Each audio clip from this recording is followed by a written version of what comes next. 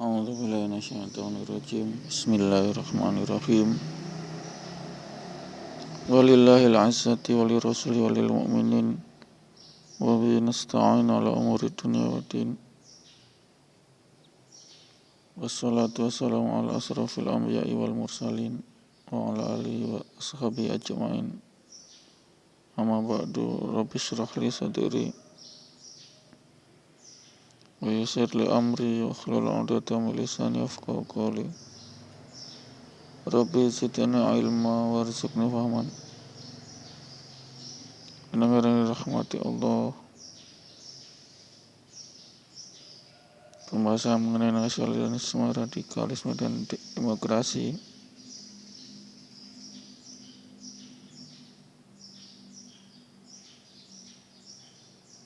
Pandangan kebangsaan PP Muhammadiyah sejalan dengan cita-cita Islam tentang negara idaman baldatun thayyibun wa nurun ghafur, yaitu suatu negeri yang baik dan berada dalam ampunan Allah, negara ideal yang diberkahi Allah karena penduduk beriman dan bertakwa. Al-A'raf 96. Walau anna ahlal qura amanu wattaqu lafatahna alaihim barakatim minas samawati wal ardh. Jikalau sekiranya penduduk negeri-negeri beriman dan bertakwa, pastilah kami akan melimpahkan kepada mereka berkah dari langit dan bumi, beribadah dan memakmurkannya. Az-Zariyah 56, Hud 61. Wa ma khalaqtul jinna wal insa illa liya'budun. Dan tidaklah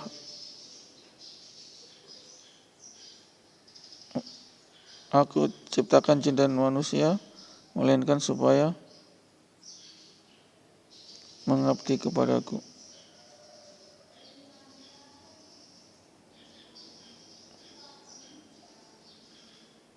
Kaum soleh, kaum Samud berkata, hai soleh, sesungguhnya kamu sebelum ini adalah seorang di antara kami yang kami harapkan. Apakah kamu melarang kami untuk menyembah apa yang disembah oleh bapak-bapak kami? Sesungguhnya kami betul-betul dalam keraguan yang menggelisahkan tentang agama yang kamu suruhkan kepada kami. Kemudian menjalankan fungsi kekhalifahan dan tidak membuat kerusakan di bumi. Wa idza qila lahum la tufsidu fil ardi qalu innama nahnu muslihun. Bila dikatakan kepada mereka, janganlah kamu membuat kerusakan di muka bumi, mereka menjawab, sesungguhnya kami adalah orang yang mengadakan perbaikan. Ingatlah ketika Tuhan berfirman kepada para malaikat, sesungguhnya aku hendak menjadikan seorang khalifah di muka bumi. Mereka berkata, mengapa engkau hendak menjadikan khalifah di bumi ini orang yang akan membuat kerusakan padanya dan menumpahkan darah, padahal kami senantiasa bertasbih dan memuji engkau dan mensucikan engkau. Tuhan berfirman, sesungguhnya aku mengetahui apa yang tidak kamu ketahui.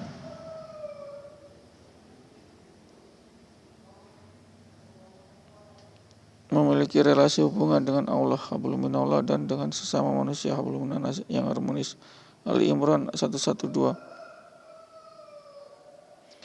Mereka diliputi kehinaan di mana saja mereka berada, kecuali jika mereka berpegang kepada tali agama Allah dan tali perjanjian dengan manusia. Mengembangkan pergaulan antara komponen bangsa dan kemanusiaan ini setara dan berkualitas takwa.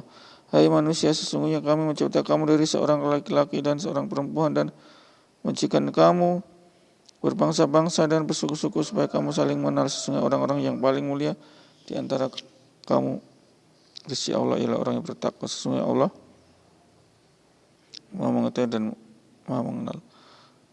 Serta menjadikan bangsa unggulan martabat khairul ummah. Kamu adalah sebaik-baik umat. Kuntum khairul ummah ukhrijat linnasi ta'amuruna bil ma'ruf wa tanhauna 'anil munkar wa tu'minuna billah. Kamu adalah umat yang terbaik yang dilahirkan untuk manusia, menyuruh kepada yang ma'ruf dan mencegah dari yang mungkar dan beriman kepada Allah. Negara Indonesia yang berpenduduk mayoritas muslim dalam konteks keislaman dan keindonesiaan harus terus dibangun menjadi negara Pancasila yang islami dan berkemajuan menuju peradaban utama bagi seluruh rakyat. Sehingga dalam hal ini dibutuhkan semangat nasionalisme untuk membangun Indonesia sebagaimana yang diciptakan bersama. Muhammadiyah juga mengakui nasionalisme sebagai salah satu bentuk kecintaan terhadap negara, hubbul watanin iman. Meskipun demikian, menurut Muhammadiyah nasionalisme bukanlah doktrin mati sebatas slogan cinta tanah air minus pembuktian. Nasionalisme harus dimaknai dan difungsikan sebagai spirit, pemikiran dan tindakan untuk membangun Indonesia secara amanah dan bertanggung jawab menuju terwujudnya cita nasional di tengah badai masalah dan tantangan zaman. Allah berfirman, Innal ladzina faradu 'alaikal Qur'ana laradduka ila ma'ad. Sesungguhnya yang mewajibkan atasmu melaksanakan hukum Al-Quran benar-benar akan mengembalikan kamu ke tempat kembali. Al-Qasas 83.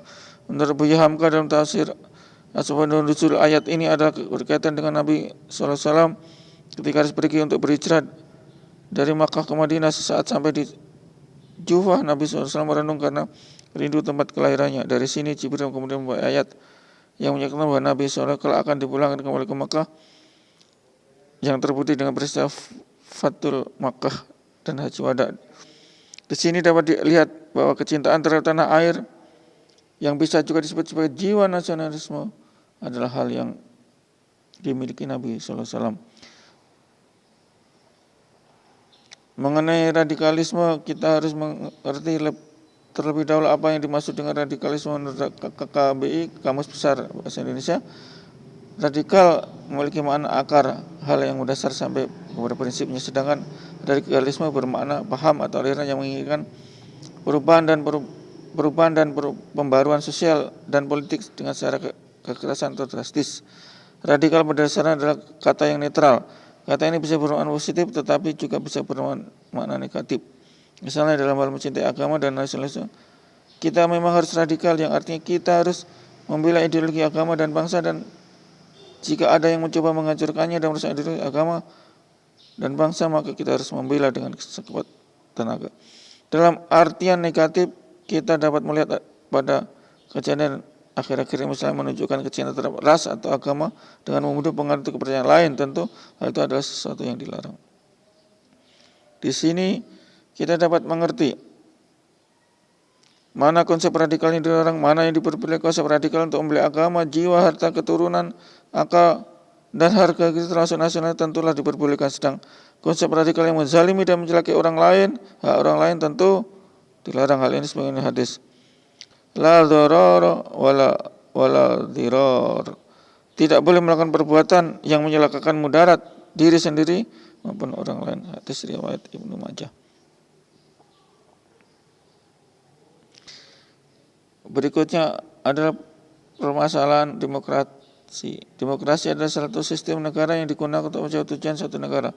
Dalam hal politik, sistem demokrasi Indonesia menggunakan konsep teras politika, yaitu pemisian kekuasaan negara menjadi 3: eksekutif, pelaksana undang-undang, legislatif, pembuat undang-undang, dan yudikatif atau kehakiman pengawas melaksanakan undang-undang.